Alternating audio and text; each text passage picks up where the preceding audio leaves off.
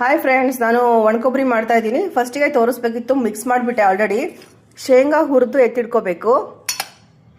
ಆಮೇಲೆ ಕರಿಬೇವನ್ನ ಕ್ರಿಸ್ಪಿ ಆಗಂಗೆ ಹುರ್ಕೋಬೇಕು, ನೋಡಿ ಪುಡಿ ಆಗಬೇಕು. ಆಮೇಲೆ ಹುರ್ಗಡ್ಲೆ, ಆಮೇಲೆ ಒಣಕೊಬ್ಬರಿನ ತುರಿದು ಹಾಕ್ಕೊಂಡಿದ್ದೀನಿ. ಉಪ್ಪು, ಖಾರದ ಪುಡಿ, ಬೆಲ್ಲ ಇಷ್ಟು ಹಾಕಿದ್ದೀನಿ. ಆಮೇಲೆ ಬೆಳ್ಳುಳ್ಳಿ ಹಾಕಿದ್ದೀನಿ. ಇಲ್ಲಿ ನೋಡಿ ಬೆಳ್ಳುಳ್ಳಿ ಹಾಕಿದ್ದೀನಿ. ಇದನ್ನ ಮಿಕ್ಸಿ ಮಾಡ್ಕೋಬೇಕು.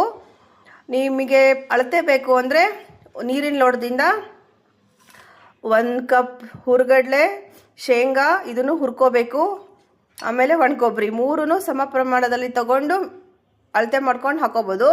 ಕೆಲವ್ರು ಏನು ಮಾಡ್ತಾರೆ, ಬರೀ ಹುರ್ಗಡ್ಲೆ ಇದೇನೆ ಚಟ್ನಿ ಪುಡಿ ಮಾಡ್ತಾರೆ, ಶೇಂಗಾದೇ ಸಪ್ರೇಟ್ ಮಾಡ್ತಾರೆ, ಒಣಕೊಬ್ಬರಿದ್ದೇನೆ ಸಪ್ರೇಟ್ ಮಾಡ್ತಾರೆ. ನಾನು ಎಲ್ಲ ಮಿಕ್ಸ್ ಮಾಡಿ ಒಂದು ಮಾಡ್ತಾ ಇದ್ದೀನಿ. ಈಗ ಮಿಕ್ಸಿ ಮಾಡೋಣ. ಇದು ಕಲರು ಖಾರದ ಪುಡಿ ಮೇಲೂ ಹೋಗುತ್ತೆ.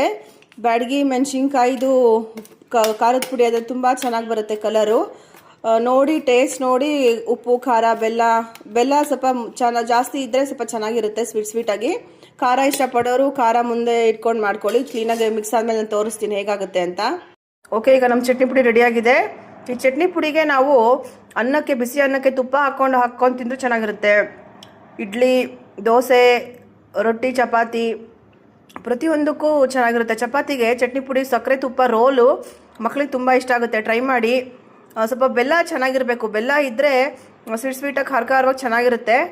ಟ್ರೈ ಮಾಡಿ. ಈ video like, share and subscribe ಮಾಡಿ. ನೆಕ್ಸ್ಟ್ ವಿಡಿಯೋಲಿ ಸಿಗ್ತೀನಿ. Bye friends.